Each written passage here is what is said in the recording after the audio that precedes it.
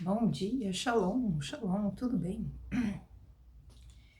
Vamos para mais uma aliá dessa semana? Essa aliá é a quarta da Parashá Nassau. Essa aliá de hoje, ela vai de número 5:11 a 6:27. O final do capítulo 6 de Números, ele fala sobre a bênção aarônica, que é a bênção que o Eterno mandou dar sobre os filhos de Israel. É uma bênção muito linda e ela tem um significado muito profundo. Ela tem uma imposição de mãos e ela é poderosíssima. E a Brit Hadashah, a leitura de hoje, ela vai de João 7:53 a 8:11. Na Peshita não existe o verso 53 do capítulo 7, terminando 52. E aí eu fui procurar, né, em outra versão. Tem uma palavra específica, né, uma explicação específica do porquê que existe, né? Existe uma frase no 53 e no 8:1 é uma outra frase que indica um movimento de Yeshua, né? Rumo a um determinado ponto lá de Jerusalém. Vamos começar a leitura? Então, a bênção da Torá. Bendito és tu, Adonai, nosso Deus, Rei do Universo, que nos santificaste com os teus mandamentos e nos ordenaste lidar com as palavras da Torá. Bendito és tu, Adonai, que nos outorga a Torá.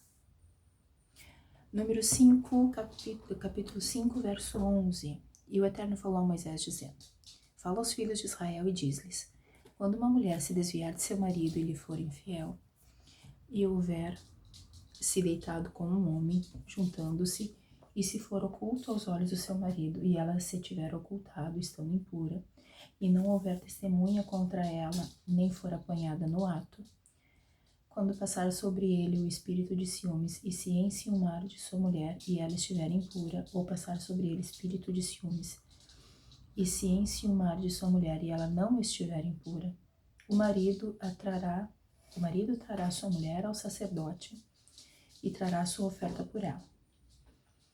A 10ª parte de um efá de farinha de cevada. Não derramará sobre ela azeite, nem porá sobre ela incenso, porque é a oblação de ciúmes, oblação memorativa, que recorda a iniquidade. A iniquidade de quem? A iniquidade dela. Só que é ele que está com ciúme. Tem um código aí. E o sacerdote a fará aproximar e fará estar diante do Eterno. E o sacerdote tomará águas santas num vaso de barro. E o sacerdote tomará do pó que está no chão do tabernáculo e o jogará na água. E o sacerdote fará a mulher ficar diante do Eterno. E descobrirá a cabeça da mulher e porá sobre as palmas de suas mãos a oblação memorativa, que é a oblação de ciúmes, e na mão do sacerdote estarão as águas amargas, que trazem consigo a maldição. E o sacerdote fará jurar e dirá à mulher: se não se deitou nenhum homem contigo, e se não te desviastes para a impureza, estando sob o domínio do teu marido, seja livre destas águas amargas que trazem contigo a maldição. Mas se tu te desviastes estando sob o domínio do teu marido, e te foste impura, e algum homem tivesse deitado contigo, e o sacerdote fará jurar a mulher com juramento de maldição, e dirá à mulher: te ponha o Eterno por maldição e por assunto de juramento entre teu povo, ao fazer o Eterno descair a tua coxa e inchar o teu ventre. E entrem estas águas que trazem consigo a maldição em tuas entranhas, faz inchar o teu ventre e façam descair a tua coxa. E a mulher dirá: Amém, amém. E o sacerdote escreverá estas maldições num rolo e as apagará nas águas amargas. E dará de beber à mulher as águas amargas que trazem consigo a maldição. E entrarão nela estas águas que trazem consigo a maldição para lhe causar amargura. E o sacerdote tomará da mão da mulher a oblação de ciúmes, movimentará a oblação diante do Eterno e fará chegar ao altar. E o sacerdote tomará um punhado da oblação, que é a oferta memorativa, e o queimará sobre o altar. e depois fará a mulher beber as águas. E lhe dará de beber as águas, e se for impura e tiver cometido traição contra seu marido, entrarão nela as águas que trazem consigo a maldição para servir-lhe de amargura, e se inchará seu ventre e descairá a sua coxa. E a mulher será por maldição no meio de seu povo. E se a mulher não estiver impura, e sim for pura, então será livre do efeito destas águas, e terá bons partos. Esta é a lei dos ciúmes, quando uma mulher se desviar sob o domínio de seu marido, e se tornar impura. Ou quando o homem tomado por um espírito de ciúme se enciumar contra sua mulher. E fará a mulher estar diante do Eterno, e o sacerdote aplicará toda esta lei com ela. E o homem será livre de iniquidade, e aquela mulher levará sobre si a sua iniquidade. Aqui é porque a questão da submissão, né? Os dois estão sob uma mesma missão, né? O Eterno estava para a casa de Israel, assim como o homem está para a mulher. Ele é sacerdote, né? O homem é o sacerdote do lar. Só que por N movimentos, por uma mentira contada mais de 1000 vezes, que se torna uma verdade absoluta, se levou a crer que a mulher não tem que ser submissa. Só que a submissão aqui não é questão de dizer sim, sim a tudo que se faz. Porque em Yeshua foi quebrado todas as maldições. Em compensação, não está tudo pronto. Você não recebe tudo pronto. Você precisa fazer a sua parte. E essa aqui é a lei. E ela é assim, é estatuto perpétuo. No mundo físico não acontece sim? Não. Mas acontece sim no mundo espiritual. Porque a Bíblia é espiritual, ela não é física. O que acontece na Bíblia não acontece no mundo físico. Acontece no mundo espiritual. E é muito forte, é muito intenso. Tudo que acontece dentro da Bíblia que você começa a olhar e começa a perceber é muito intenso. E acontece no mundo espiritual. Mas no mundo físico não aparece. Vamos continuar a leitura então, agora capítulo 6. E o Eterno falou a Moisés dizendo: Fala aos filhos de Israel e diz-lhes: Quando um homem ou uma mulher se tiver isolado, fazendo voto de Nazireu para se consagrar ao Eterno, o voto do nazireado, como foi falado na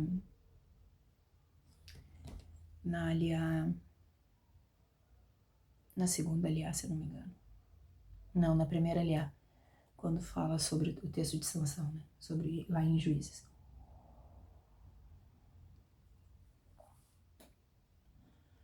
Quando um homem ou mulher se estiver isolado, fazendo voto de Nazireu para se consagrar ao Eterno, de vinho novo e velho se absterá. O que é o vinho novo? É o suco da uva. O vinho velho é o vinho fermentado. Vinagre de vinho novo e vinagre de vinho velho não beberá. A mesma coisa, vinagre feito na hora,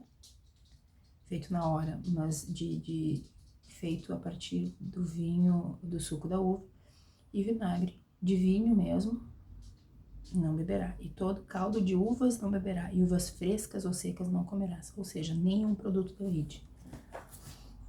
Que foi o que foi orientado a mãe de Sansão fazer enquanto estava grávida dele. E a orientação para ele seguir também, até o fim de sua vida. Todos os dias do seu nazirato, de tudo que sai da videira, desde as sementes até as cascas das uvas, não comerá.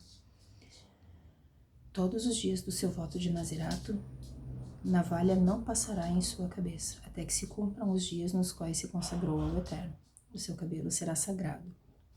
Deixar crescer o cabelo da sua cabeça.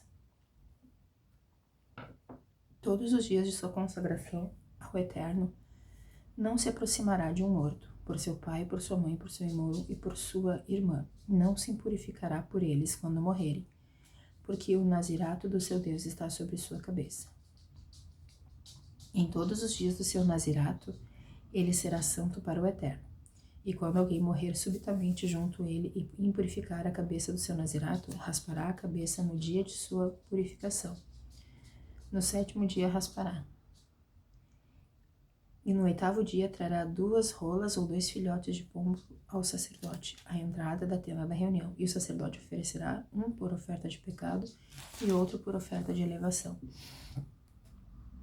E expiará por ele pelo que pecou, impurificando-se com o morto, e consagrará sua cabeça daquele dia em diante. E se consagrará ao Eterno nos dias do seu nazirato, como no princípio.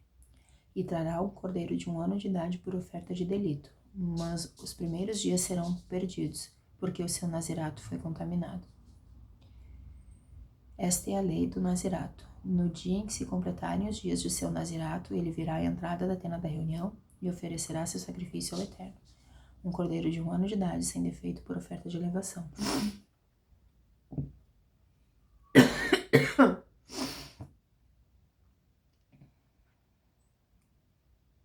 Uma cordeira de 1 ano de idade, sem defeito, cordeira de 1 ano de idade, sem defeito, por oferta de pecado.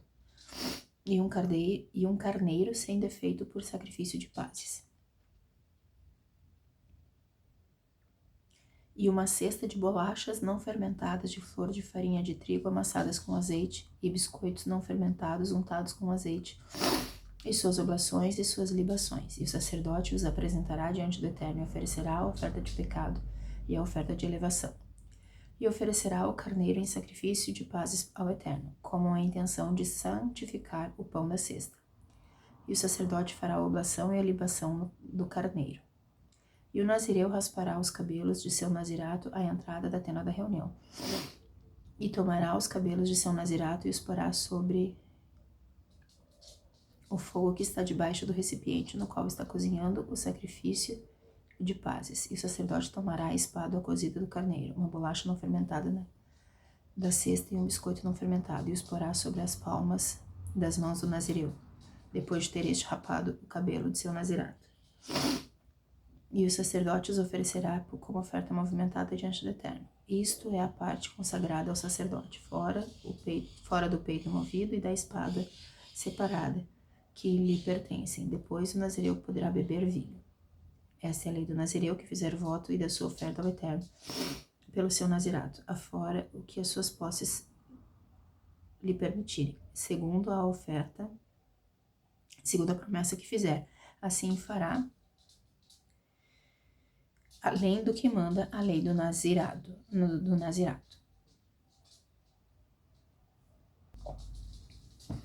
Muito bem, aqui falou sobre a lei do nazirato. Eu precisei dar uma pausinha aqui, porque o nariz estava escorrendo, daí fui limpar, fui assoar o nariz. Essa é a vantagem da gravação. Então aqui a gente falou sobre as águas amargas, no caso de traição. Falou sobre a lei do nazirato. E agora vem uma parte assim que eu acho lindíssima, tanto que tem uma canção chamada Habraha. Joshua Aaron é o nome do irmão que canta, o irmão hebreu.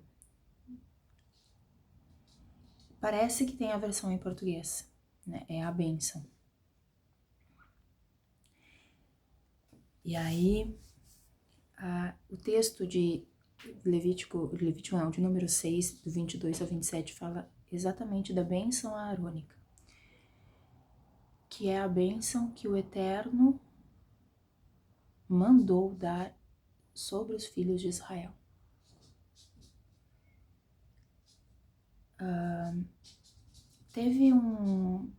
Tem uma série de ficção científica chamada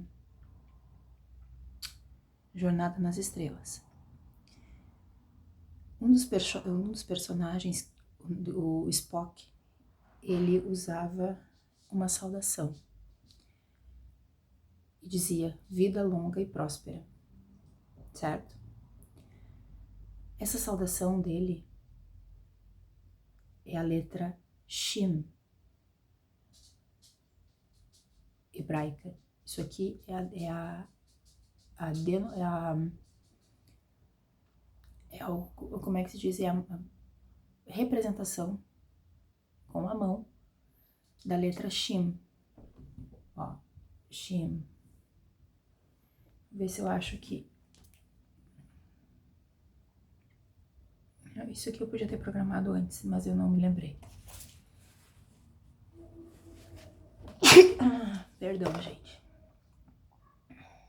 Letra Shin.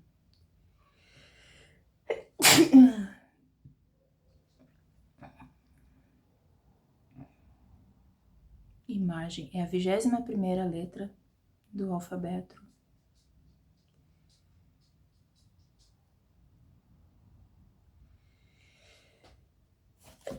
Ah, senhora, ó. Tá? Então, assim, eu vou fazer com a mão esquerda, ó. Tá? A letra Shin, deixa eu ver, vamos ver se é assim aqui, ó. Ok? A letra Shin, ela... Shin ou Sim, né? Dependendo de como ela tá escrita na palavra. Ela é a primeira letra da palavra Shaddai. Shaddai é todo-poderoso. Significa todo-poderoso.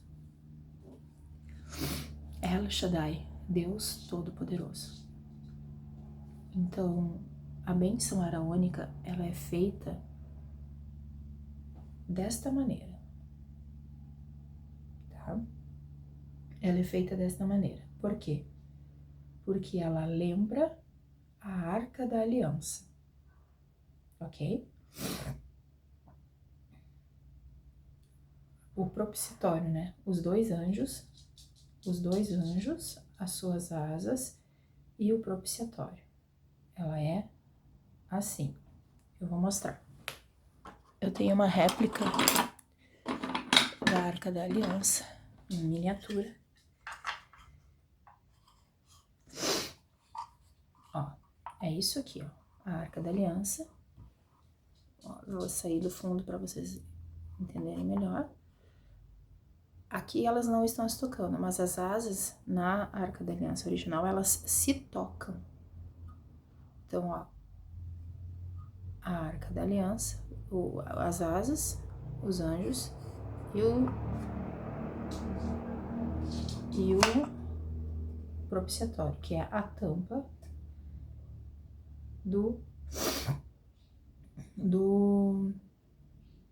da arca, ok? Que era onde escorria o sangue da expiação, da oferta de expiação.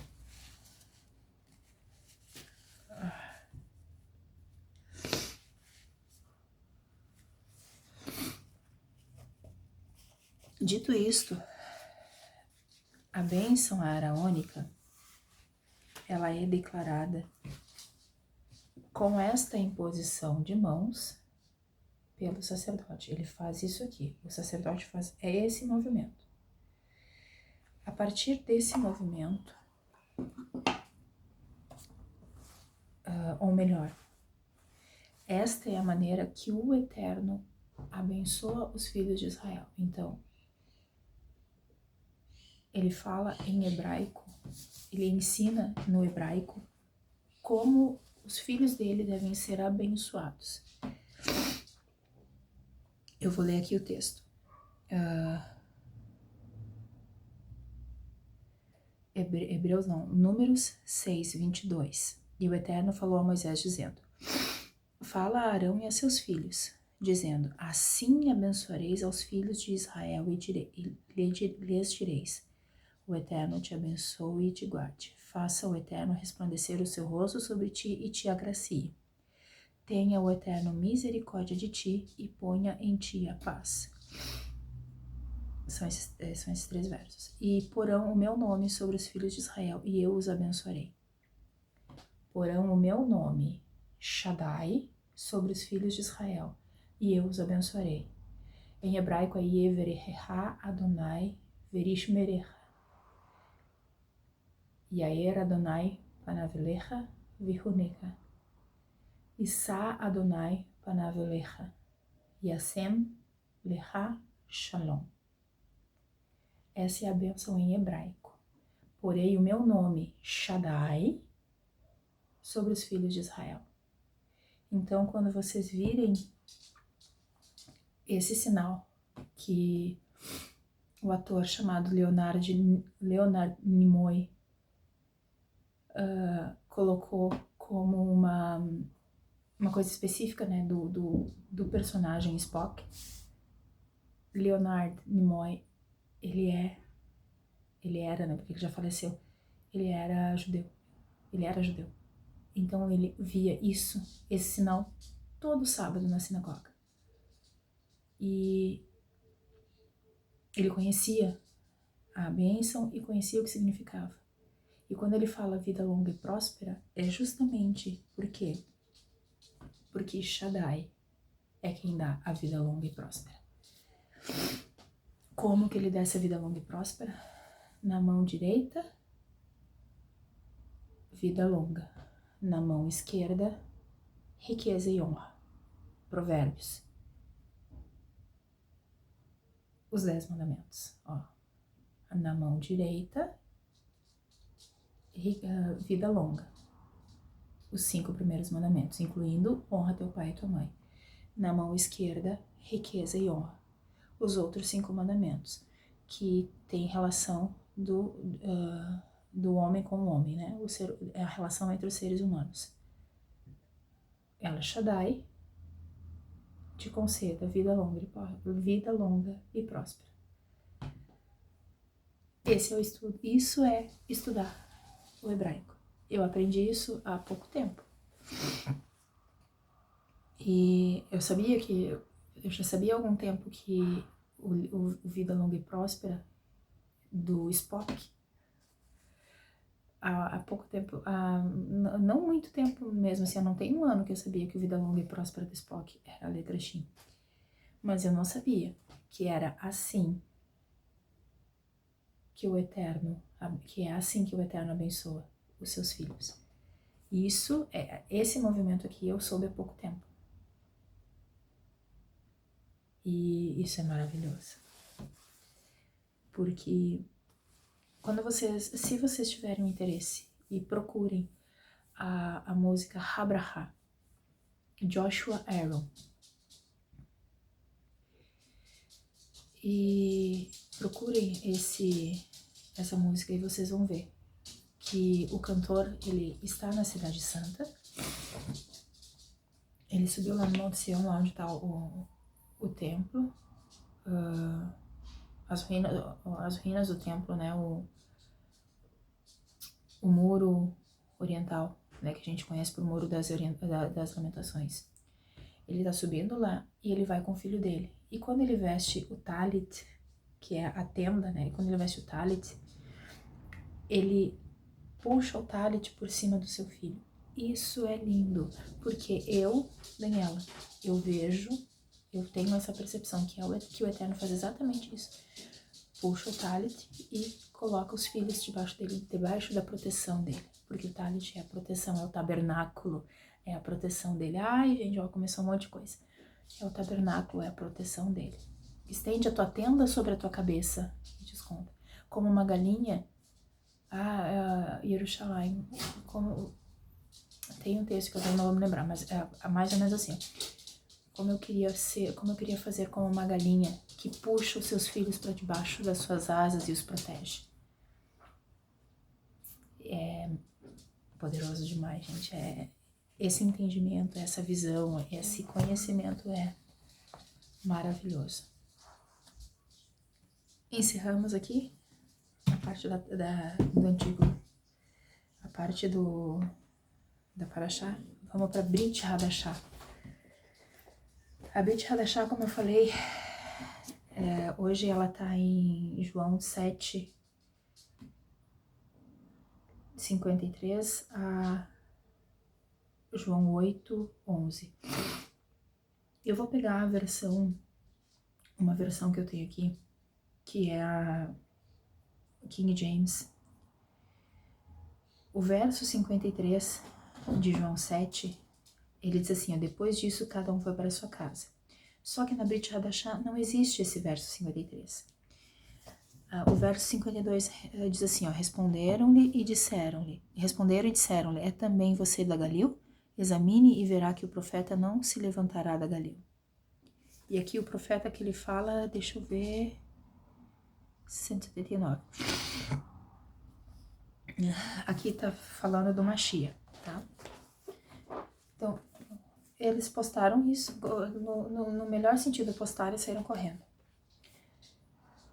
O verso 53 diz assim, ó, e então foram todos para suas casas. Espera aí. Eu não acredito que eu fechei. Depois disso, cada um foi para sua casa.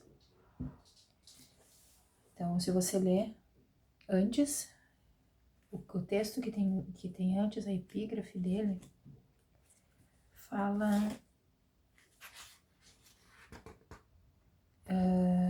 que Jesus está ensinando sobre a festa de Sukkot, a discussão sobre o messianismo e a discussão sobre o messianismo de Yeshua. Capítulo 8, verso 1. E Yeshua foi para o Monte das Oliveiras. E pela manhã foi novamente ao templo, e todo o povo vinha a ele. E enquanto estava sentado, ensinava-os. E o Sufrim e o Perushim trouxeram uma mulher apanhada em adultério e a colocaram no meio. Nós falamos sobre adultério, né? Sobre as águas amargas. Olha só, olha a conexão. Disseram-lhe, mestre, esta mulher foi apanhada abertamente. Não viu o que foi? Foi apanhada em flagrante, em ato de adultério. E na Torá de Moshe, ele nos ordenou apedrejar. E isso está em Levítico 20:10. Quem for como estas pessoas, você, pois, o que diz. Assim eles diziam para testá-lo, a fim de terem de que o acusar. Mas Yeshua, depois de inclinar-se, escreveu no chão. E quando continuaram interrogando, ergueu-se e disse-lhes, quem dentre vocês estiver sem pecado, seja o primeiro a lançar sobre ela a pedra. E novamente inclinando-se, escreveu na terra. E quando ouviram essas palavras, saíram um por um, a começar pelos anciãos, e a mulher foi deixada sozinha, estando no meio.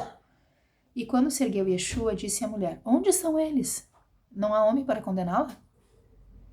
E esta disse, nenhum homem, Adonai. E Yeshua disse, nem eu a condeno. Vai de agora em diante, não peque novamente.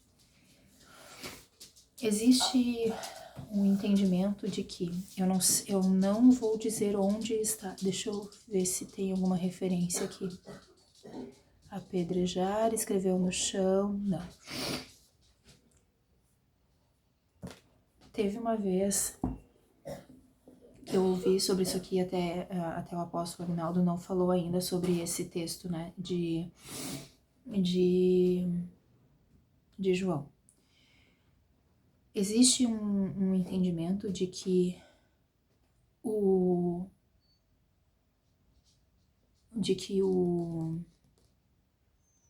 Yeshua começou a escrever o nome das pessoas que a estavam acusando no chão.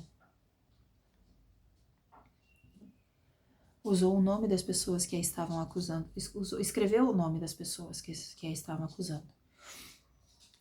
E que a lei, até onde eu lembro, porque como eu estou estudando novamente, eu não li de novo, até onde eu lembro, existe na